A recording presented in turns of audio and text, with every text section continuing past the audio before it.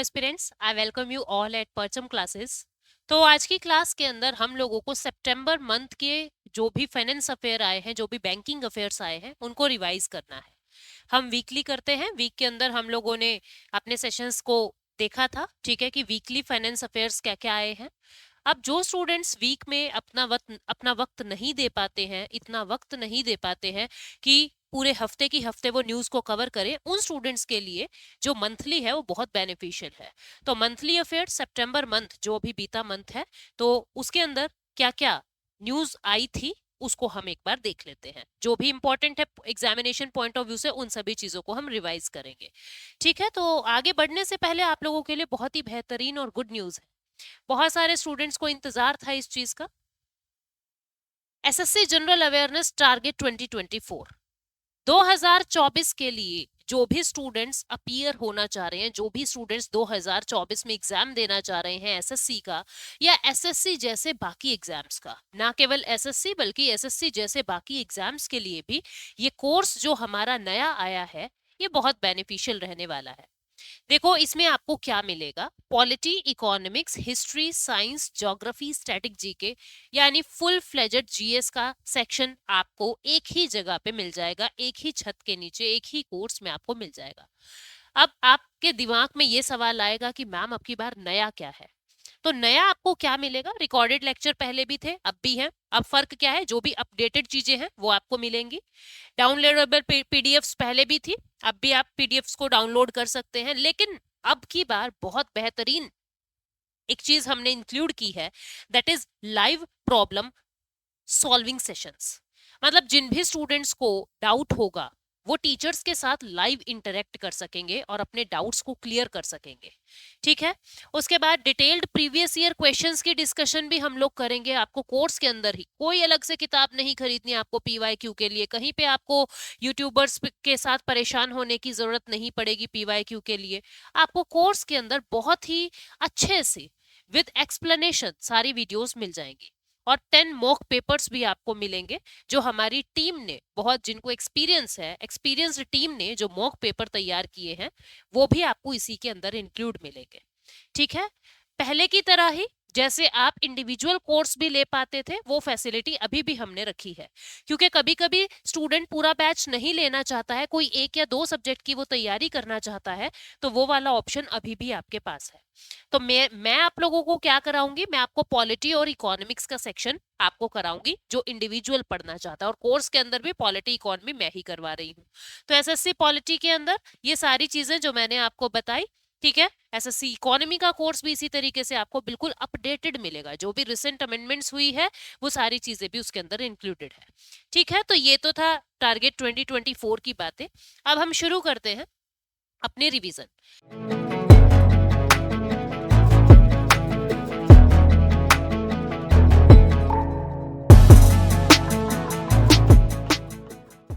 सबसे पहला क्या है इसके अंदर कि आरबीआई ने 30 डेज की डेडलाइंस बैंक्स को और नॉन बैंकिंग फाइनेंशियल कंपनीज को दे दी है कि प्रॉपर्टी डॉक्यूमेंट्स लोन सेटलमेंट के बाद जो प्रॉपर्टी डॉक्यूमेंट्स आपके पास हैं वो आप इंसान तक पहुंचा दें। क्या मतलब, अब देखो जब हम बैंक से कोई लोन लेते हैं, तो जब लोन लेते हैं तो हम कुछ ना कुछ कोलेट्रल रखते हैं। कोई अपना घर कोलेट्रल रख रहा है, कोई अपनी प्रॉपर्टी कोलेट्रल रख रहा है, कोई गाड़ी को गिरवी रख रहा है। तो पता नहीं कोई मूवेबल इमूवेबल बहुत सारे पेपर्स जो हैं आपको गिरवी रखने होते हैं अगर आपको लोन चाहिए तो। अब आपने लोन को सेटल कर दिया है, जितने समय में आपको लोन देना था आपने लोन को सेटल कर दिया है। लोन को सेटल करने के बाद भी ये प्रॉपर्टी के कागज बैंक के अंदर रह जाते थे। तो अब आरबीआई ने ये कहा है कि आपको 30 डेज के अंदर अंदर 30 डेज के अंदर अंदर ये प्रॉपर्टी के पेपर जो है क्लेमेंट तक पहुंचा देने हैं। जिन भी इंसानों का, जिन भी लोगों का लोन सेटल हो चुका है उन तक उनके कागज वापस पहुंचाने हैं। अगर आप नहीं पहुंचाते तो 5000 पर डे के हिसाब से बैंक के ऊपर जुर्माना लगेगा। और जो लोन लेने वाला है, मतलब जो जिसके वो प्रॉपर्टी के कागज हैं, उसको बता दिया जाएगा कि भैया तुमको कहाँ से ये पेपर्स कलेक्ट करने हैं, ताकि उसको भी दिक्कत ना हो और बैंक को भी दिक्कत ना हो। तो ये न्यूज थी, एक बार हम अपनी पीडीएफ को रीड कर लेते हैं। पीडीएफ क्या कहता है, कहता है कि 30 डेज के अंदर अंदर जिनका लोन सेटल हो चुका है उनके लिए प्रॉपर्टी जो है के कागज जो है वो रिलीज कर देने हैं। ठीक है, इसके अंदर जितने भी बैंक्स हैं, जितने भी नॉन बैंक फाइनेंस कंपनी है, non bank finance company like Muthoot finance है, बजाज फाइनेंस है, बैंक्स है, नॉन बैंक फाइनेंस कंपनीज है, एसेट रिकंस्ट्रक्शन कंपनीज है, सबको कह दिया कि तुम जिसके भी मूवेबल और इमूवेबल प्रॉपर्टी डॉक्यूमेंट आपके पास है वो डॉक्यूमेंट्स आप लोग उन तक पहुंचा दे। कहाँ पे मिलेंगे, किस ब्रांच में मिलेंगे, कैसे मिलेंगे, वो सब बातें पहले ही कस्टमर को फोन करके बता देनी है। ठीक है, पूरी टाइमलाइन, पूरा प्लेस ऑफ रिटर्न, सब कुछ पहले से ही आपको कस्टमर को बता देना है। अगर उससे डिले होगा तो 5000 पर डे के हिसाब से आपको जुर्माना लगेगा। ठीक है, नेक्स्ट जो न्यूज थी वो क्या थी हमारी इस महीने की, इंडसइंड बैंक ने virtual commercial credit card launch किया है ताकि जो कॉर्पोरेट और ट्रैवल एजेंट्स है वो hassle free cross border payment कर सके। इंडसइंड बैंक ने एक ऐसा कमर्शियल कार्ड लॉन्च किया है, क्रेडिट कार्ड लॉन्च किया है, जिससे जो ट्रेवल एजेंट्स होते हैं, जो विदेशों में भ्रमण करते हैं, विदेशों में घूमते हैं, उन ट्रेवल एजेंट्स को जगह जगह परेशान होने की जरूरत नहीं है। उस एक कार्ड से ही, उस एक क्रेडिट कार्ड से ही आपको बहुत सारी सुविधाएं मिल जाएंगी जो भी ट्रेवल एजेंट्स को जरूरत है, जैसे लाउंज एरिया की फैसिलिटी, आपको टिकट्स वगैरह पे करने की फैसिलिटी। ये क्रॉस बॉर्डर पेमेंट्स के लिए हैसल फ्री आप काम कर सकेंगे। इंडसइंड बैंक की अगर हम बात करें तो ये 1994 अप्रैल के अंदर इनॉग्रेशन इसका हो गया था। ठीक है, उस समय union finance minister Manmohan Singh ji थे और इस वक्त सीईओ है इंडसइंड बैंक के सुमंत काथपालिया और हेडक्वार्टर इसका बॉम्बे में है। अगली न्यूज है, Cashfree payments collaborates with NPCI to introduced auto pay on QR for subscription based business. सबसे पहले तो आप देखें सब्सक्रिप्शन बेस्ड बिजनेस क्या होते हैं। बहुत सारे ऐसे काम हैं जिसका आपको मंथली सब्सक्रिप्शन लेना पड़ता है, जैसे नेटफ्लिक्स, जैसे अमेजोन पे, ये सब क्या है, अमेजोन प्राइम, ये सब क्या है, मंथली सब्सक्रिप्शन वाले हैं, सब्सक्रिप्शन बेस्ड बिजनेस इनको बोलते हैं। तो अभी क्या होता है, आपको बहुत सारे प्लान्स दिखाए जाते हैं, फिर उन प्लान्स में से आप एक प्लान चूज करते हो, फिर उसकी पेमेंट करते हो, तो it's a little bit longer process. तो अब क्या किया जा रहा है, आपकी सारी परेशानियों को हटाने के लिए सीधा क्यूआर कोड जनरेट कर दिया जाएगा। आप उस क्यूआर कोड को स्कैन करोगे और आप तुरंत प्रभाव से अपनी पेमेंट्स कर दोगे। मतलब अब आपको वैसे स्टेप बाय स्टेप नहीं जाना, पहले आप कोर्स को देख रहे हो, ठीक है, कि कौन सा कोर्स मुझे लेना है, कौन सा प्लान मुझे लेना है, उसके बाद पेमेंट होगा, सीवीवी आ रहा है, ओटीपी आ रहा है, अब ये चीजें नहीं है। सीधा क्यूआर कोड स्कैन किया और आप सब्सक्रिप्शन बेस्ड बिजनेस के लिए पेमेंट कर दोगे। तो कैश फ्री पेमेंट्स के लिए ये एनपीसीआई ने क्यूआर कोड्स लॉन्च किए हैं ताकि जो बिजनेस है वो ग्रो कर सके। ठीक है, ओवरऑल ग्रोथ देखने को मिल सके और इससे क्या होगा, काम बहुत जल्दी हो जाएगा, टाइम कंज्यूमिंग प्रोसेस से हम बच जाएंगे, 30 सेकंड के अंदर अंदर सारा काम हो जाएगा। ठीक है, तो ये पूरी न्यूज थी, जो इंपॉर्टेंट चीजें हैं वो मैं बताती जा रही हूँ, पीडीएफ आपको मिल जाएगी, यू कैन रीड दैट। ठीक है, उसके बाद नेक्स्ट जो है कैश फ्री पेमेंट की अगर बात करें तो ये जो है 2015 में स्टैब्लिश हुआ था, हेडक्वार्टर बैंगलोर कर्नाटका में है, सीईओ और को फाउंडर इसके आकाश सिन्हा है। ये कैश फ्री पेमेंट आप वैसे वाला मत समझना, कैश फ्री पेमेंट एक एजेंसी है, ठीक है, जो कैश फ्री पेमेंट्स को प्रमोट करती है। ये एक एजेंसी है, बैंगलोर में स्टैब्लिश्ड है, इसने एनपीसीआई के साथ कोलैबोरेशन किया है इस क्यूआर कोड को जनरेट करने के लिए। ठीक है, उसके बाद एनपीसीआई की बात करें, वेरी इंपॉर्टेंट, इसका फाउंडेशन 2008 में हुआ, हेडक्वार्टर मुंबई महाराष्ट्र में है, एमडी सीईओ इसके दिलीप आस्पे है। ये एक अम्ब्रेला ऑर्गेनाइजेशन है जो रिटेल पेमेंट्स को ऑनलाइन माध्यम से प्रमोट करता है। इसके बाद नेक्स्ट क्या है, master card, invest India and ministry of tourism ने एक priceless.com को अपग्रेड करके अनवील किया है। मास्टर कार्ड ने इन्वेस्ट इंडिया के साथ पार्टनरशिप की और मिनिस्ट्री ऑफ टूरिज्म के साथ पार्टनरशिप की। किस चीज के लिए? priceless.com को अपग्रेड किया है। ये क्या है? देखो अपना देश, एक इनिशिएटिव है। इनिशिएटिव का नाम क्या है? देखो अपना देश। ठीक है, अपने देश के अंदर जो इंटरनेशनल ट्रैवलर्स आ रहे हैं, वो भारत के कल्चर को एक्सप्लोर करना चाहते हैं, भारत के मॉन्यूमेंट्स को, हिस्टोरिकल पैलेसेस को अगर वो एक्सप्लोर करना चाहते हैं तो उनको जो एक्सप्लोरेशन है वो बहुत आसानी से मिल जाएगी। और मास्टर कार्ड की मदद से वो घूमने आ रहे हैं और मास्टर कार्ड की मदद से जो पेमेंट्स हैं, जगह जगह स्थानों पे उनकी पेमेंट्स भी आसानी से हो जाएगी। मतलब एक तो वो एक्सप्लोर करना चाह रहे हैं, इजीली मिनिस्ट्री ऑफ टूरिज्म के साथ कोलैबोरेशन है, हर बात का एक्सप्लोरेशन वो आसानी से कर सकेंगे ऑनलाइन माध्यम से। और अगर उनको कुछ खरीदना है या कुछ भी पेमेंट्स करनी है तो इंडिया में आके वो मास्टर कार्ड का यूज करके पेमेंट्स भी कर सकते हैं। ठीक है, तो ये बात पूरी इसके अंदर बताई हुई है। ये इन तीनों का कोलैबोरेशन है। तो पेपर में पूछा जा सकता है कि कोलैबोरेशन किस किस का हुआ है और काम क्या आएगा। तो मेनली ये काम कहाँ कर रहे हैं? दिल्ली, आगरा, जोधपुर, देहरादून और पुणे। ये एक्सपेंसिव सिटीज हैं जहां पे टूरिज्म भी बहुत ज्यादा देखने को मिलता है। ठीक है, अब मास्टर कार्ड की बात करें तो 1966 में स्टैब्लिश हुआ, हेडक्वार्टर न्यूयॉर्क यूनाइटेड स्टेट्स के अंदर है। इन्वेस्ट इंडिया की बात करें तो 2009 में स्टैब्लिश हुआ, हेडक्वार्टर न्यू दिल्ली। सीईओ इसके निवृत्ति राय हैं। ठीक है, ये एक national investment promotion and facilitation agency है, नॉन प्रॉफिट वेंचर है ये, गवर्नमेंट ऑफ इंडिया का, ministry of commerce and industry के अंडर आता है। और मिनिस्ट्री ऑफ टूरिज्म की बात करें तो अभी मंत्रालय किसके पास है? जी किशन रेड्डी जी के पास है। कैबिनेट मिनिस्टर है मिनिस्ट्री ऑफ टूरिज्म में जी किशन रेड्डी। अगला क्वेश्चन है, आरबीआई ने एक्सपेक्ट किया है कि जो डिजिटल रुपी है कॉल मनी मार्केट के अंदर भी पायलट बेसिस पे अक्टूबर 2023 से शुरू कर देंगे। देखो, कॉल मनी मार्केट क्या होता है? कॉल मनी का मतलब होता है शॉर्ट टर्म के लिए लैंडिंग, छोटे समय के लिए लैंडिंग, शॉर्ट टर्म के लिए लैंडिंग। अभी तक देखो क्या होता है, जो सेंट्रल बैंक डिजिटल करेंसी है वो रिटेल लेवल पर काम आती थी। रिटेल लेवल पर, रिटेल लेवल का मतलब क्या है? कोई भी व्यक्ति वो मर्चेंट से जो भी सामान खरीदता है या बेचता है वहां पे ई रूपी देता है, वहां पे ई रूपी देता है। ठीक है, अब होलसेल लेवल पे भी इसको यूज किया जा रहा है। होलसेल लेवल क्या है? जब एक बैंक दूसरे बैंक को पेमेंट करने के लिए, एक बैंक दूसरे बैंक को पेमेंट करने के लिए सेंट्रल बैंक डिजिटल करेंसी यानी सीबीडीसी का यूज कर रहा है। 1 दिसंबर 2022 से रिटेल लेवल पर सीबीडीसी यानी सेंट्रल बैंक डिजिटल करेंसी यानी ई रूपी, इलेक्ट्रॉनिक रूपी लॉन्च हो चुका था। अब इसको कॉल मनी मार्केट यानी शॉर्ट टर्म के लिए जो बैंक है, नॉन बैंक है, म्यूचुअल फंड की कंपनीज हैं, फाइनेंशियल एजेंसीज हैं, ये सारे आपस में जो लेन देन करते हैं, ग्राहक के साथ नहीं, कस्टमर के साथ नहीं, क्लाइंट्स के साथ नहीं, आपस में जो लेन देन करते हैं वहां पे भी अब ई रूपी यानी सेंट्रल बैंक डिजिटल करेंसी का यूज हो सकेगा। ठीक है, तो अक्टूबर 2023 से आरबीआई ने इस चीज को अप्रूवल दे दिया है। ये न्यूज थी, यहाँ पे देख लेते हैं। पायलट बेसिस का मतलब क्या होता है? पायलट बेसिस और पैन इंडिया बेसिस दो शब्द हैं। पायलट बेसिस का मतलब होता है अभी कहीं कहीं काम किया है, पूरे भारत में नहीं किया। और पैन इंडिया बेसिस का मतलब क्या होता है? ऑल ओवर इंडिया के अंदर वो काम किया जा रहा है। तो अभी ये पायलट बेसिस पे हम शुरू कर रहे हैं। ठीक है, जो रिटेल वाला काम था 1 दिसंबर 2022 से शुरू हो गया था, होलसेल वाला अक्टूबर 2023 से शुरू करने की बात चल रही है।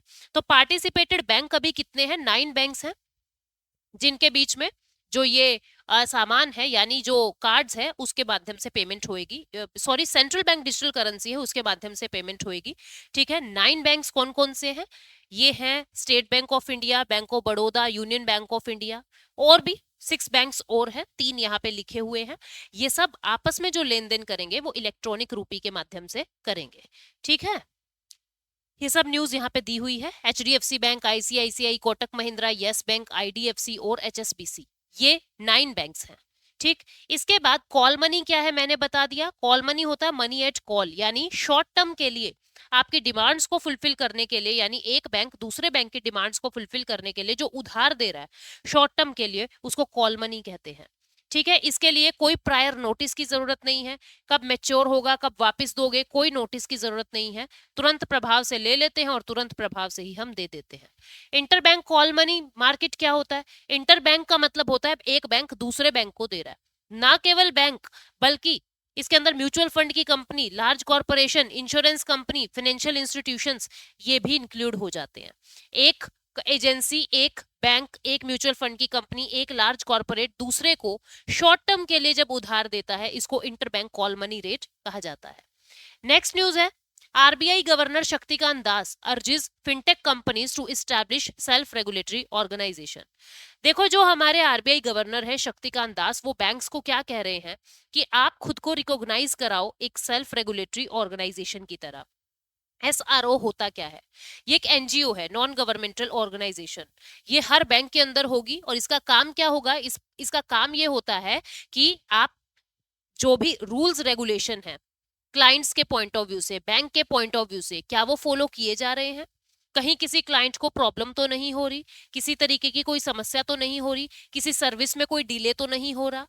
तो जितने भी बैंक के फर्ज बनते हैं, ये जो क्लाइंट्स के फर्ज बनते हैं, उन फर्ज को, उन नॉर्म्स को, उन रेगुलेशंस को रेगुलेट करने के लिए सेल्फ रेगुलेटरी ऑर्गेनाइजेशंस इस्टेब्लिश की जाती है। तो अब आरबीआई ने ये कहा है बैंक्स को कि आप अपने आप को एज अ एसआरओ इस्टेब्लिश करवा सकते हैं। मैं आपको एज एसआरओ रिकॉग्नाइज करके लाइसेंस दे दूंगा, जिससे आप अपने नॉर्म्स को रेगुलेट कर सकेंगे। ठीक है, हमको क्योंकि सर्विसेज अच्छी करनी है फाइनेंशियल टेक्नोलॉजी कंपनीज की, हमको इंडस्ट्री की बेस्ट प्रैक्टिसेस अवेल करवानी है, एथिकल बिजनेस प्रैक्टिसेस करनी है, और इसके लिए हमें एक रेगुलेटर चाहिएगा ही चाहिएगा। सेल्फ रेगुलेटरी ऑर्गेनाइजेशंस क्या होती है? एनजीओ होती है, जो जितने भी रूल्स एंड स्टैंडर्ड्स हैं, जो कस्टमर के राइट्स को सेफगार्ड करता है, उसको सेट करने का, उसको एनफोर्स करने का काम इन्हीं का ही होता है। ठीक है, तो ये है सेल्फ रेगुलेटरी ऑर्गेनाइजेशन। फंक्शन इसका क्या होगा? कम्युनिकेशन चैनल, यानी कि बैंक्स के बीच में और क्लाइंट्स के बीच में कुछ अगर बातचीत चलनी है तो ये कम्युनिकेट करेगा, कोई मैसेज पहुंचाना है। इस्टेब्लिशिंग स्टैंडर्ड्स, ताकि आपके कस्टमर को, आपके क्लाइंट को प्रॉब्लम ना हो, कुछ स्टैंडर्ड्स को इस्टेब्लिश कर देगा। उसके बाद ग्रीवेंस रिड्रेसल, कोई प्रॉब्लम अगर आ रही है, कोई शिकायत है अगर कस्टमर को, तो उस शिकायत को फुलफिल करने का काम भी इस एसआरओ का ही होता है। ठीक है, नेक्स्ट है RBI plans to eliminate incremental CRR. देखो सीआरआर होता क्या है? Cash reserve ratio. Cash reserve ratio, cash reserve ratio क्या होता है? बैंक का जितना भी एनडीटीएल होता है, मान लीजिए 100 रुपीज उसका एनडीटीएल है, उस एनडीटीएल का 4%, अगर 4% सीआरआर है, तो सीआरआर मान लीजिए 4% है, तो उस एनडीटीएल का 4% यानी कि 4 रुपीज, 100 का 4%, 4 रुपए, उसको आरबीआई में जमा करवाने पड़ेंगे कैश में, आरबीआई में डिपॉजिट करवाने पड़ेंगे कैश में। अब आरबीआई जितना ज्यादा सीआरआर बढ़ा देगा, मतलब आपको उतना ज्यादा रुपया आरबीआई में कैश के रूप में डिपॉजिट करवाना पड़ेगा। अगर आरबीआई ने कह दिया 15% सीआरआर, इसका मतलब 100 रुपए में से 15 रुपए आपको आरबीआई में देके आने पड़ेंगे। यानी जितना पैसा आरबीआई अपने पास मंगवा लेगा, बैंक में उतना ही पैसा लोन देने के लिए कम बच जाएगा, यानी मार्केट में लिक्विडिटी कम हो जाएगी। अब आरबीआई ने क्या किया था? जुलाई के महीने के अंदर, मई जून जुलाई 3 महीने के लिए, मई जून जुलाई 3 महीने के लिए 2023 में ये कह दिया था कि 10% इंक्रीमेंटल सीआरआर लगा रहा हूं, यानी कि 4% सीआरआर तो रहेगा ही रहेगा, और 10% एक्स्ट्रा सीआरआर लगा रहा हूं। ऐसा क्यों किया? क्योंकि बैंक को पता था कि 30 सितंबर 2000 के नोट को हम सर्कुलेशन से एब्जॉर्ब कर रहे हैं, सर्कुलेशन में नहीं रहेगा 30 सितंबर 2023 के बाद 2000 का जो नोट है, तो लोगों के पास जितने भी 2000 के नोट है वो बैंक में जमा करवाने जाएंगे। अब जब बैंक में जमा करवाने जाएंगे तो बैंक के पास लिक्विडिटी बढ़ जाएगी, बैंक में पैसा बढ़ जाएगा, पैसा बढ़ जाएगा तो बैंक लोन देने की सोचेगा, और अगर बहुत सारा लोन दे देगा तो इन्फ्लेशन बहुत हो जाएगा। तो जिसके लिए आरबीआई बैंक को क्या कहता है कि तुम्हें इंक्रीमेंटल सीआरआर कि अब की बार 4% नहीं 14% पैसा मेरे पास भेज देना, ताकि तुम्हारे पास कम पैसा बचे और तुम कम लोन दे सको। अब न्यूज क्या है? आरबीआई इस इंक्रीमेंटल सीआरआर को जो अप्लाई किया गया था 3 महीनों के लिए, इसको फेज्ड मैनर में एलिमिनेट कर रहा है, खत्म कर रहा है, क्योंकि अब लिक्विडिटी की प्रॉब्लम नहीं रही है। ठीक है, जो होना था वो हो गया, लिक्विडिटी की प्रॉब्लम अब नहीं रही है। तो फेज्ड मैनर में 3 फेजेस में 9 सितंबर तक 25% कट कर देगा सीआरआर को, 23 सितंबर तक 25% और रिमेनिंग 50% अक्टूबर 7 2023 तक जो आईसीआरआर है, इंक्रीमेंटल सीआरआर जो आरबीआई मंगवाता था, उसको कट कर दिया है। ठीक है, तो ये पूरी न्यूज थी जिसके बारे में मैंने आपको बताया। इंक्रीमेंटल सीआरआर होता क्या है वो हमने देख लिया, क्यों कर रहे हैं, कैसे कर रहे हैं, कब ये लागू किया था, 10% इंक्रीमेंटल सीआरआर लागू किया था, वो सब चीजें हमने देख ली। नेक्स्ट न्यूज है, finance minister is comfortable with 6.5% यानी 6.5% baseline GDP growth estimate for financial year 24। अब जो ग्रॉस डोमेस्टिक प्रोडक्ट है उसका पहले एस्टिमेशन होता है, फिर उसका रिवीजन होता है। एस्टिमेशन का मतलब जो हमारे मंत्रालय है, जो हमारे डिपार्टमेंट है, वो जितना भी सर्वे करते हैं, जो भी एनालिसिस करते हैं, उनको क्या लगता है कि ग्रोथ कितनी रहेगी फाइनेंशियल ईयर 2024 के लिए। जो हमारे फाइनेंस मिनिस्ट्री है फाइनेंस मिनिस्ट्री ने ये कहा है कि 6.5% ग्रोथ हमारी होने वाली है, ऐसा हमको लग रहा है। ठीक है, उन्होंने प्रेडिक्शंस की हैं, कंफर्टेबल है वो इतने इतने जीडीपी के साथ। अब बहुत सारे स्टूडेंट्स को जीडीपी का नहीं पता, ग्रॉस डोमेस्टिक प्रोडक्ट होता क्या है। डिटेल में देखना है तो प्लीज मेरी जो इकोनॉमी की प्लेलिस्ट है परचम क्लासेस पे यूट्यूब पे ही वो देख लेना। पर मैं आपको मोटा मोटा बता देती हूँ जीडीपी होता क्या है। एक साल के अंदर जितना भी प्रोडक्शन भारत के अंदर हो रहा है, किनका प्रोडक्शन? फाइनल गुड्स का प्रोडक्शन। एक साल में जितने भी फाइनल गुड्स का प्रोडक्शन हो रहा है, उस फाइनल गुड्स के प्रोडक्शन की मॉनेटरी वैल्यू क्या है? मॉनेटरी वैल्यू यानी उसको पैसे में अगर आप कन्वर्ट करोगे तो वो कितने का होगा, उसको जीडीपी कहते हैं। उदाहरण के लिए मान लीजिए एक साल में 10 पैकेट्स चिप्स के बन रहे हैं, 10 पैकेट्स चिप्स के बन रहे हैं, और पर पैकेट की कीमत 10 रुपीज है मार्केट में, 10 रुपीज पर पैक है। तो जीडीपी कितने का हो गया? जीडीपी हो गया 100 रुपीज का। मतलब जितना भी प्रोडक्शन एक साल में हो रहा है, फाइनल प्रोडक्ट्स का जितना भी प्रोडक्शन हो रहा है, उसको मॉनेटरी टर्म्स में कन्वर्ट कर देते हैं, रुपी में कन्वर्ट कर देते हैं, उतना जीडीपी आ जाता है। और फाइनेंस मिनिस्ट्री ने ये कहा है कि अब जो हमारा जीडीपी है वो 6.5% होने की उम्मीद है। नेक्स्ट न्यूज है, एक्सिस बैंक ने neo for business banking platform micro small and medium enterprises के लिए लॉन्च कर दिया है। नियो फॉर बिजनेस यानी बिजनेस के लिए कुछ नया आ रहा है। माइक्रो स्मॉल मीडियम एंटरप्राइजेस जितने भी होंगे, ठीक है, जो छोटे उद्योगपति होते हैं, छोटी दुकान वाले होते हैं, वो अपने आप को ऑनलाइन एक तो इस्टेब्लिश कर सकेंगे, ऑनलाइन अपने आप को इस सेल्फ ऑनबोर्ड कर सकेंगे। ठीक है, बल्क में अगर कहीं पेमेंट करनी है तो वो आसानी से कर सकेंगे। उनको लोन चाहिए तो आसानी से बैंक से लोन मिल जाएगा, इसके माध्यम से, इस सॉफ्टवेयर के माध्यम से, इस ऐप के माध्यम से। जीएसटी कंप्लाइंट इनवॉइसिंग यानी कि कोई इनवॉइस बनाना है जिसमें जीएसटी कंप्लायंस या नॉन कंप्लायंस देखना है, कितना जीएसटी किसने भरा है नहीं भरा, ये भी चेक आप ऑनलाइन कर सकेंगे। पेमेंट गेटवेज मतलब कि कहीं से पेमेंट्स आ रही है, कहीं पे पेमेंट्स जा रही है, वो सारा काम ऑनलाइन कर सकेंगे। कस्टमर का व्यू देखना आपको 360 डिग्री, मेरे कितने कस्टमर किस एरिया से हैं, कौन सा कस्टमर ज्यादा, किस प्रोडक्ट की ज्यादा डिमांड है, किस तरीके के प्रोडक्ट्स ज्यादा खरीदे जा रहे हैं, किसमें मुझे लॉस लग रहा है। तो कस्टमर का 360 डिग्री व्यू अगर आपको लेना है वो भी इसी के माध्यम से हो जाएगा। End to end transaction tracking, कहां से पैसा गया है, किसके पास गया है, किस माध्यम से गया है, क्या सॉफ्टवेयर यूज हुआ है, उन सारी एंड टू एंड ट्रैकिंग आप यहां से कर सकते हो। ये नियो फॉर बिजनेस एक एक्सिस बैंक ने नया ऐप लॉन्च किया है, या मैं कहूँ एक सिस्टम लॉन्च किया है, जिसके अंदर micro small and medium enterprises अपनी ये सारी सुविधाएं ऑनलाइन ही ले सकते हैं। ठीक है, अगली न्यूज क्या कह रहा है? अगली न्यूज है JP Morgan to add government security to its emerging market index. क्या कहता है? जेपी मॉर्गन क्या है? एक न्यूयॉर्क बेस्ड फाइनेंशियल एजेंसी है।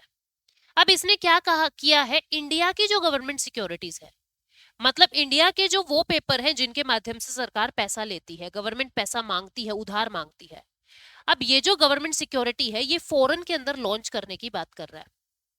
जिससे क्या होगा, ये कागज विदेशों में जाएंगे और वहां के लोग जब इसको खरीदेंगे, जैसे शेयर खरीदते हैं, वहां के लोग जब इसको खरीदेंगे तो पैसा देंगे, यानी इससे हमारी सरकार को फॉरेन फंडिंग मिल सकेगी। तो जेपी मॉर्गन ने पहली बार ऐसा किया है कि भारत की गवर्नमेंट सिक्योरिटी जो है वो इमर्जिंग मार्केट इंडेक्स के अंदर इस्टेब्लिश कर दी है।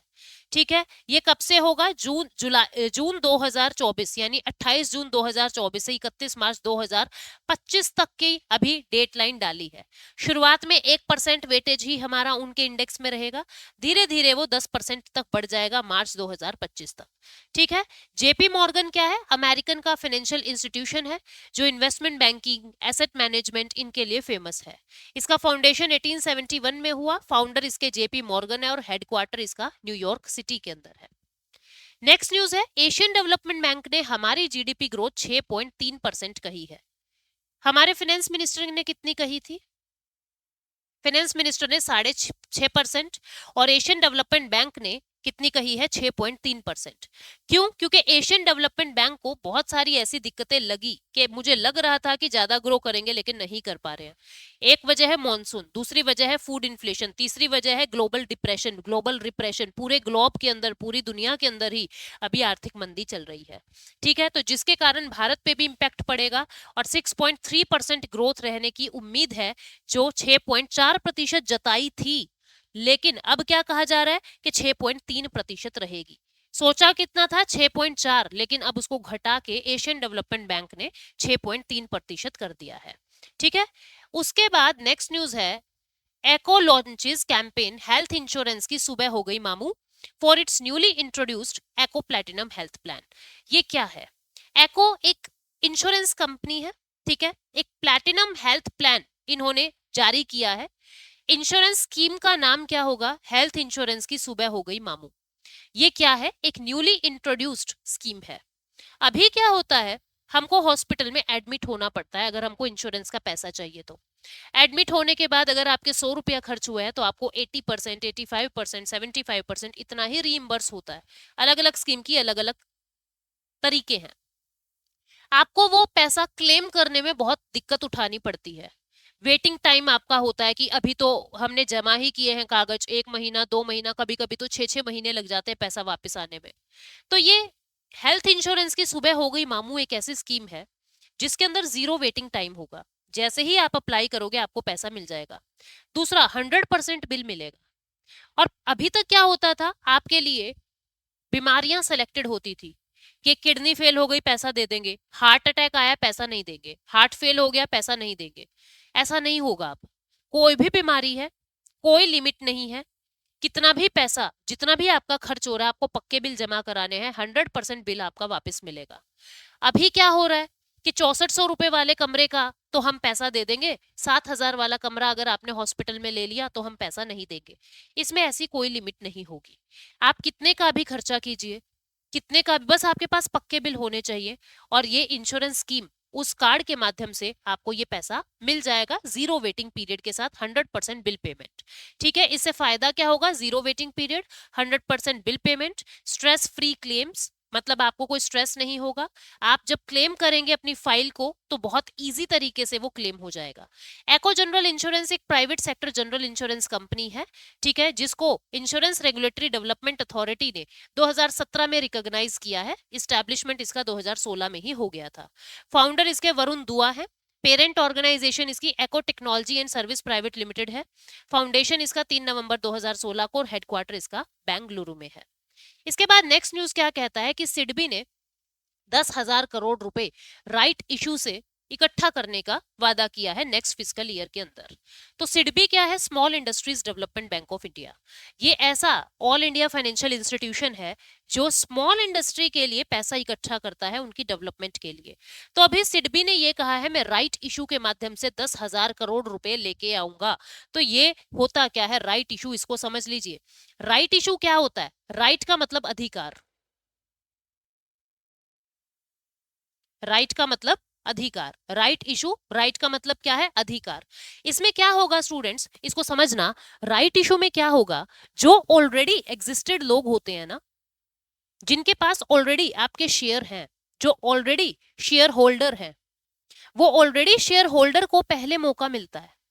भाई मान लीजिए आपने पहले 100 शेयर्स निकाले थे, वो 100 शेयर्स 20 लोगों में बट गए थे, 20 पीपल्स को मिल गए थे।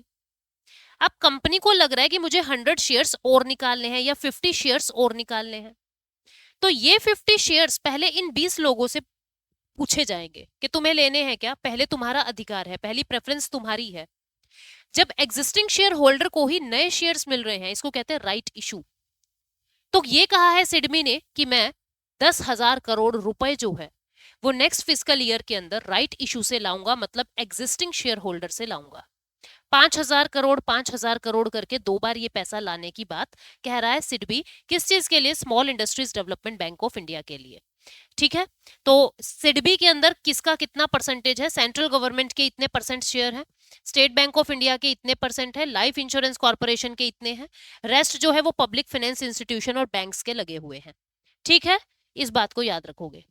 अगली न्यूज सिडबी के बारे में। सिडबी एक रेगुलेटरी बॉडी है, हेडक्वार्टर इसका लखनऊ में है, मिनिस्ट्री ऑफ फाइनेंस के अंडर ये काम करता है। 2 अप्रैल 1990 को इस्टेब्लिश हुआ था। शुरुआत में ये IDBI industrial development bank of India का कंप्लीट सब्सिडरी था, लेकिन अब नहीं है, अब इंडिपेंडेंट है। ठीक है, 27 मार्च 2000 से इसको डी लिंक कर दिया था आईडीबीआई के साथ। पहले ये आईडीबीआई का ही सब्सिडरी था। इसके बाद नेक्स्ट न्यूज है, जो आपका ई रूपी है, इलेक्ट्रॉनिक रूपी है, वो मार्केट में मतलब मार्च 2023 में अगर देखें तो 16.3 करोड़ रुपए जो है वो सर्कुलेट हो रहे थे। मतलब कि कहने का भाव क्या है कि जो इलेक्ट्रॉनिक रुपी है, CBDC, central bank digital currency, वो धीरे धीरे बढ़ रहा है। सबसे ज्यादा 500 रुपए की जो ग्राहकी है, या मैं कहूं 500 रुपए का सर्कुलेशन सबसे ज्यादा देखा गया, 2.71 करोड़। ठीक है। और फिर उसके बाद 200 के नोट का सर्कुलेशन सबसे ज्यादा देखा गया। ऐसा क्यों? क्योंकि 500 का नोट हम ज्यादा यूज करते हैं। तुम खुद देख लो अपनी लाइफ में, डेली की डेली अगर आप देखोगे 500 का नोट ज्यादा यूज करने में आता है, उसके बाद 200 का, 50, 60, 100 ये बहुत कम होते हैं। ठीक है। तो इलेक्ट्रॉनिक रुपी कितना घूम रहा है मार्केट में? 16.39 करोड़ रुपीस। ठीक है। इसके बाद नेक्स्ट न्यूज है, IRDAI ने inter disciplinary standing committee on cyber security launch किया है। IRDAI है क्या? Insurance regulatory development authority of India. इसने PS जगन्नाथन की अध्यक्षता में 10 मेंबर की एक कमेटी बनाई है। और उस कमेटी को काम क्या दिया है कि तुमको साइबर सिक्योरिटी से बचाना है, सबको साइबर थ्रेट से बचाना है। कोई अगर साइबर थ्रेट हो जाए और तो उसके ग्रीवेंस रिड्रेसल को सुनना है। ठीक है। तुम हमें ये बताओ कि हम किस तरीके से साइबर सिक्योरिटी को इनहेंस कर सकते हैं। तो ये कमेटी बनाई है। इसमें क्वेश्चन सिर्फ इतना सा बन सकता है कि PS जगन्नाथम कमेटी किससे रिलेटेड है? IRDAI से रिलेटेड है। क्या करेगी? साइबर सिक्योरिटी के लिए बनाया गया है। ठीक है। IRDAI की बात करें तो 1999 में स्टैब्लिश हुआ, हेडक्वार्टर हैदराबाद तेलंगाना में। चेयरपर्सन इसके देबासीस पांडा है। ये एक स्टैट्यूटरी बॉडी है। स्टैट्यूटरी बॉडी क्या होती है? जिसका कानून हो। तो ये कानून के तहत बनी है, इसकी पावर एक एक्ट के अंदर लिखी गई है। इसके बाद नेक्स्ट न्यूज क्या है? RBI ने कहा है कि जो भी इंफॉर्मेशन है सरफेसी एक्ट से रिलेटेड, 6 महीने के अंदर अंदर जितने भी लोग सरफेसी एक्ट के अंडर आते हैं उन सब की इंफॉर्मेशन RBI ने सब बैंक्स और नॉन बैंक्स को कहा है हमें दो। सरफेसी क्या है? लोन को, यानी नॉन परफॉर्मिंग एसेट, NPA को रिकवर करने का एक तरीका है। NPA को रिकवरी आप कैसे करते हो? अलग अलग तरीके हैं। रिस्ट्रक्चरिंग करते हो, रिकवरी करते हो, रेक्टिफाई करते हो। तो इसमें रिकवरिंग होता है। रिकवरी का मतलब जो आपके पास गिरवी रखा हुआ है वो पैसा आप क्या कर रहे हो, वो चीज क्या है, आप नीलाम कर रहे हो, ऑक्शनिंग कर देते हो। पहले 60 दिन का एडवांस नोटिस दोगे कि देखो भैया हम तुम्हारे सामान का ऑक्शन कर रहे हैं, या तो तुम लोन की किश्तें दे दो, अदरवाइज तुम्हारे इस सामान की हम ऑक्शनिंग यानी नीलामी कर रहे हैं। तो जब आप डायरेक्टली नीलाम कर देते हो सामान को, उसको सरफेसी एक्ट के अंदर ही पावर मिलता है। एग्रीकल्चरल लैंड या एग्रीकल्चरल लोन कभी भी सरफेसी एक्ट के अंदर नहीं आएगा। ठीक है। इसका पूरा नाम भी है securitisation and reconstruction of financial asset and enforcement of security interest. पूरा नाम याद करने की जरूरत नहीं है, बस नाम रखो सरफेसी एक्ट 2002। तो अब RBI ने ये कहा है बैंक्स को स्पेशली कि आपके पास जितना भी डाटा है 2002 से लेके अब तक का, कि कौन ऐसे लोग हैं जो सरफेसी के अंडर आ रहे हैं, कौन ऐसे हैं जो आ चुके हैं, वो सारा डाटा मेरे को चाहिए। बहुत सारे बैंक और नॉन बैंक ने ये भी कहा है कि सर ये बहुत मुश्किल है, 6 महीने के अंदर आप इतना पुराने साल का डाटा मांग रहे हो तो हम कैसे कर पाएंगे। लेकिन ट्रांसपेरेंसी इंक्रीज करनी है, इनहेंस करनी है, तो ये स्टेप लेना पड़ेगा। एनालिसिस करके फिर कुछ नई गाइडलाइंस बनाई जाएगी। ठीक है। तो ये सारी न्यूज थी। नेक्स्ट न्यूज क्या कहता है कि जो वर्ल्ड लाइन है उसने इंडियन डिजिटल पेमेंट रिपोर्ट्स को अनवील किया है। 2023 के फर्स्ट हाफ यानी पहले 6 महीने के अंदर किन एप्स का सबसे ज्यादा यूज हुआ है, डिजिटल पेमेंट्स कितनी हुई है, कार्ड्स कितने लॉन्च हुए हैं, किन शहरों के अंदर ज्यादा ऑनलाइन पेमेंट्स देखी जा रही है, इन सब की रिपोर्ट्स जो है वो वर्ल्ड लाइन ने अनवील की है। ठीक है। इसके अंदर देखिए आप लोग कौन कौन से शहर हैं जहां पे ज्यादा नंबर ऑफ ट्रांजैक्शन देखी जा रही है। ये है महाराष्ट्र, केरला, तमिलनाडु, कर्नाटका, दिल्ली, तेलंगाना, उत्तर प्रदेश, गुजरात, आंध्र प्रदेश और वेस्ट बंगाल। उसके बाद टॉप के थ्री यूपीआई एप्स जिसका सबसे ज्यादा यूज होता है। फोन पे फर्स्ट नंबर पे है, देन गूगल पे सेकंड नंबर पे है, देन पेटीएम थर्ड नंबर पे है। 95.68% ऑनलाइन ट्रांजैक्शन इन्हीं 3 एप्स के माध्यम से हो रही है। क्रेडिट और डेबिट कार्ड को देखें तो ये भी पहले की तुलना में इंक्रीज हुए हैं 9% से, बहुत ज्यादा नहीं पर 9% से इंक्रीज हुए हैं। टॉप 5 जिन्होंने क्रेडिट कार्ड लॉन्च किए हैं, क्रेडिट कार्ड लॉन्च करने वाले टॉप 5 बैंक हैं HDFC, SBI, ICICI, एक्सिस और कोटक। ठीक है, और डेबिट कार्ड लॉन्च करने वाले हैं SBI, bank of Baroda, Canara, HDFC, bank of India. तो ये भी याद रखोगे। वर्ल्ड लाइन की बात करें तो फ्रांस के अंदर इसका हेडक्वार्टर है बेजोंस में, और इसके चेयरमैन जो है वो गिलीस ग्रेपिनेट है। ठीक है, उसके बाद नेक्स्ट न्यूज की बात करते हैं। आरबीआई ने गवर्नमेंट को ये कह दिया है कि सेकंड हाफ के अंदर फाइनेंशियल ईयर, मतलब जो आने वाले 6 महीने हैं, वहां पे आपका ways and means advance 50,000 crore रुपए लिमिट किया जा रहा है। वेज एंड मीन्स एडवांस होता क्या है? देखो, भारत सरकार जब टेम्परेरी मिसमैच को पूरा करना चाह रही है, टेम्परेरी मिसमैच जैसे भाई कभी कभी हमने सोचा 100 रुपए का खर्चा होएगा, खर्चा हो गया 150 रुपए का, 150 का, तो वो 50 रुपी टेम्परेरी मिसमैच हुआ है। उस टेम्परेरी मिसमैच को पूरा करने के लिए, टेम्परेरी मिसमैच को पूरा करने के लिए आरबीआई ने गवर्नमेंट को आरबीआई गवर्नमेंट को कुछ पैसा उधार देता है, जिसको वेज एंड मींस एडवांस कहते हैं। तो आने वाले 6 महीनों के लिए लिमिट लगा दी, 50,000 करोड़ से ज्यादा रुपया आपको नहीं मिलेगा। ठीक है, अब इसके लिए खासियत क्या है? खासियत यह है कि ये जो उधार सरकार को मिलता है, ये फिस्कल डेफिसिट में काउंट नहीं किया जाता। क्यों? क्योंकि ये जो पैसा है ये ओनली 90 डेज के लिए मिलता है। 90 डेज के अंदर अंदर ये पैसा वापस कर देना है। लंबे समय के लिए भारत सरकार अपने पास नहीं रखती, 90 डेज में पैसा वापस कर देंगे, इसलिए इसको फिस्कल डेफिसिट में नहीं रखते हैं। ठीक है, और इसके अंदर इंटरेस्ट रेट भारत सरकार पे करती है, interest rate government of India देती है। कितना? जो भी रेपो रेट है, जितना रेपो रेट चल रहा है उस हिसाब से भारत सरकार इंटरेस्ट पे करती है 90 डेज का। और अगर बियॉन्ड अ लिमिट आप पैसा लेते हो तो रेपो रेट में 2% जोड़ दिया जाता है, उतना रेट ऑफ इंटरेस्ट लगता है। ठीक है, तो ये पूरी न्यूज थी जिसके बारे में मैंने आपको बताया। वेज एंड मींस एडवांस क्या है वो भी हमने देख लिया। टेम्परेरी मिसमैच को 90 दिन के लिए पूरा करने के लिए इसका यूज किया जाता है। अगली न्यूज है REC, rural electrification corporation limited और पंजाब नेशनल बैंक ने 55,000 करोड़ रुपए को फाइनेंस किए हैं आने वाले 3 सालों के लिए इंफ्रास्ट्रक्चर बिल्ड करने के लिए। ये पैसा यूज होगा, 55,000 करोड़ दोनों का पैसा है। इलेक्ट्रिफिकेशन जनरेशन में, इलेक्ट्रिफिकेशन यानी इलेक्ट्रिसिटी के डिस्ट्रीब्यूशन में, ऐसी जगह पे ये पैसा यूज किया जाएगा। REC लिमिटेड की बात करें तो 1969 में बन गया था। हेडक्वार्टर गुरुग्राम हरियाणा के अंदर है।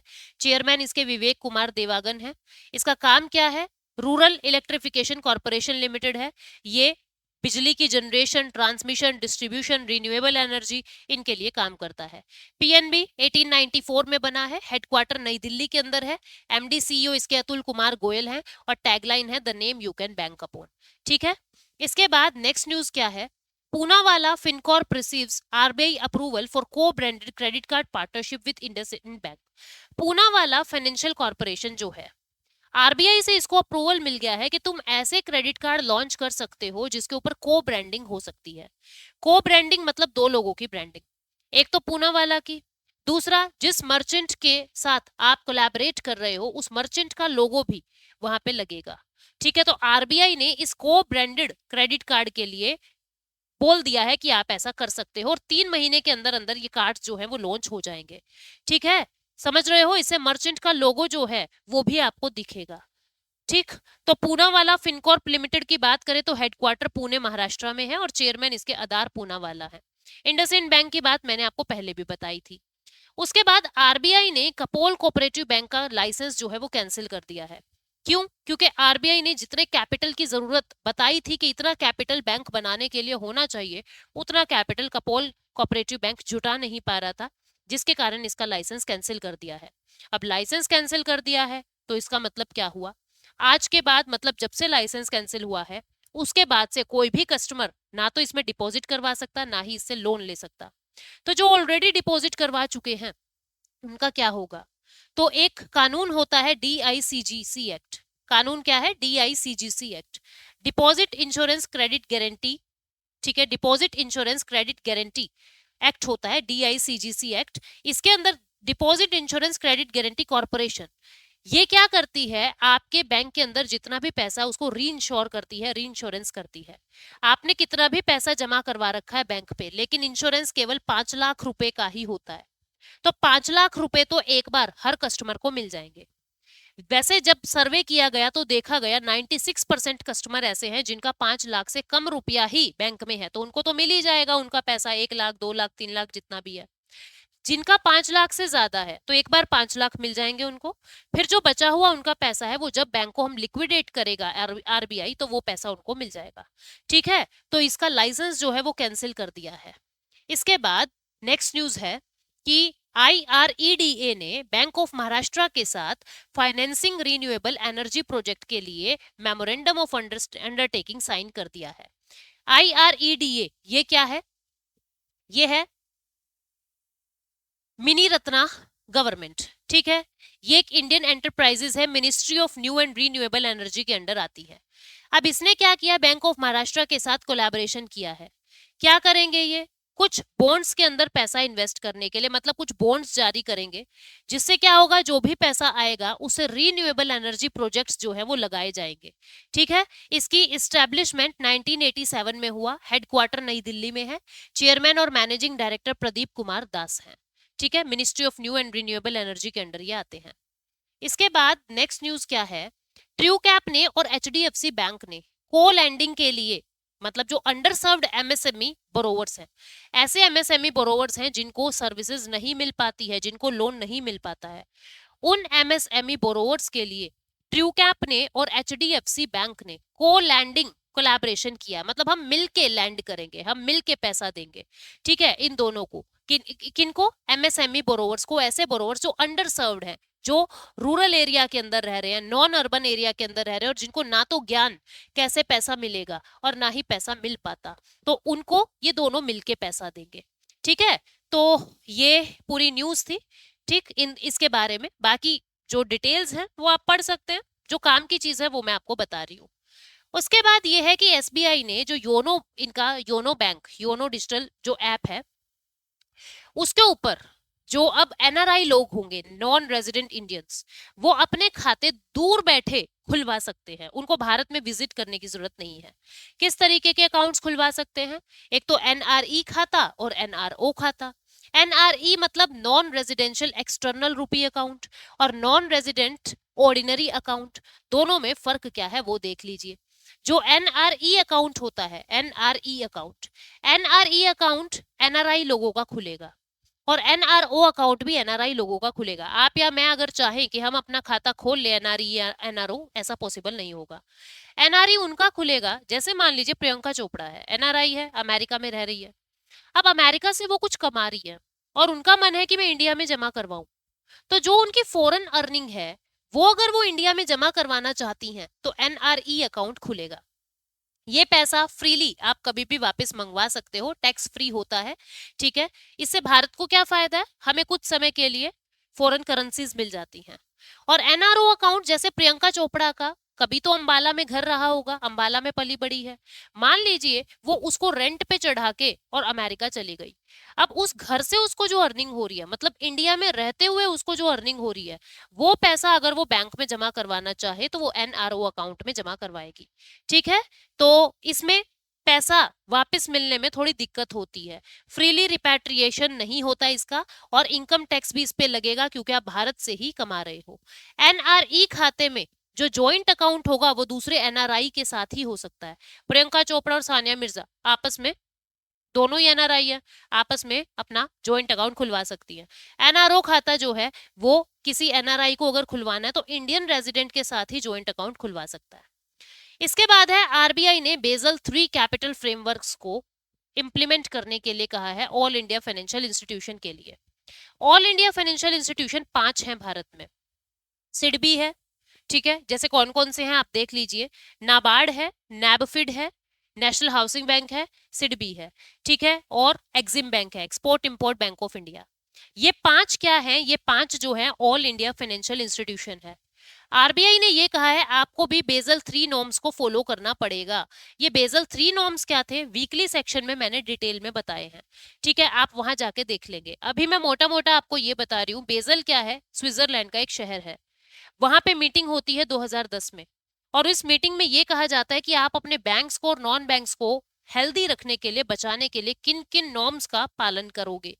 कैपिटल एडिक्वेसी रेशो कितना रखोगे, लेवरेज रेशो कितना रखोगे, कितना कैपिटल हर वक्त आपके बैंक में रहना चाहिए। तो अभी तक ये सारी चीजें सिर्फ बैंक्स के ऊपर एप्लीकेबल होती थी, अब से इन पांचों आईफाई के ऊपर भी, यानी ऑल इंडिया फाइनेंशियल इंस्टीट्यूशन के ऊपर भी एप्लीकेबल होगी। ठीक है, तो ये CRAR क्या था, लेवरेज रेशो क्या था, ये सब मैंने आपको बताया है वीकली वाले सेक्शन में, आप वो वीकली में जाके देख सकते हैं। ठीक है, तो ये पूरी न्यूज थी जिसके बारे में मैंने आपको बता दिया है। अब आज का सवाल आप लोगों के लिए क्या है, एक तो आपका सवाल ये है कि IR insurance regulatory development authority, इसका हेडक्वार्टर कहाँ है, इसका हेडक्वार्टर कहाँ है। ठीक है, दूसरा क्वेश्चन ये है कि name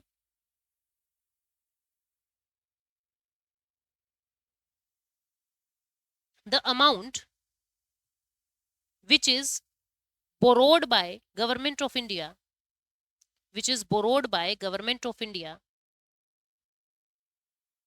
from RBI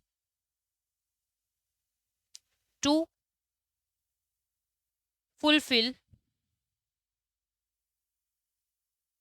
the temporary mismatch, temporary mismatch. Temporary mismatch के लिए भारत सरकार RBI से जो उधार लेती है उस अमाउंट को क्या कहते हैं, उस टर्म को क्या कहते हैं। ठीक है, तो ये दोनों क्वेश्चन के आंसर कमेंट सेक्शन में आ जाने चाहिए। मिलते हैं नेक्स्ट सेशन में। Thank you so much, take care, bye bye.